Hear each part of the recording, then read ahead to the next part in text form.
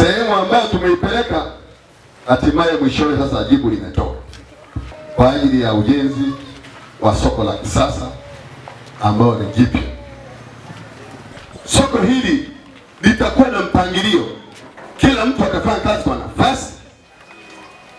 Ukiangalia mfano leo, mteja akiingia wa Bubiki hawezi kuona bidhaa ambayo iko nyuma, lakini kwa ramani ya sasa iliyoletwa itakuwa soko zuri. Ukikaa kwenye kona hii unaangalia mpaka mwisho wa soko. Hatuhitaji migogoro baada ya soko kuwa limekamilika. Wavipe namba vibanda hivi vyote kabla havijavunjwa, na kila mmiliki wa kibanda ajue yeye kibanda chake ni namba ngapi. Watakapovunja, wakamaliza, wakajenga, vikasimama, kibanda namba 1 kilikuwa cha Ngoromole, basi apewe Ngoromole kibanda chake namba 1. Naomba wenzangu tusimame imara, tutimize wajibu, sababu dakika ya mwisho tutatoka kwa nguvu, na bali toke kwa nguvu.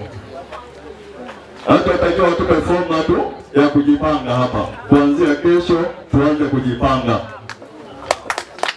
Sio nitoe tu vitu wakati wa kupanga bado sijapangwa.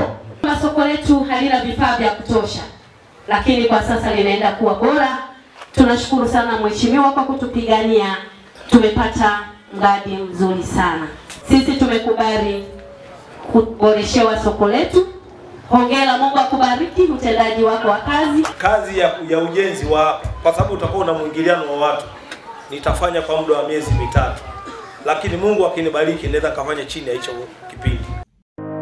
Ili kuwa mwanafamilia bora wa Global TV, usisahau kusubscribe, like, kushare na kucomment. Baada ya kusubscribe, bonyeza alama ya kengele ili kupata taarifa kwa kila video inayopanda Global TV Online.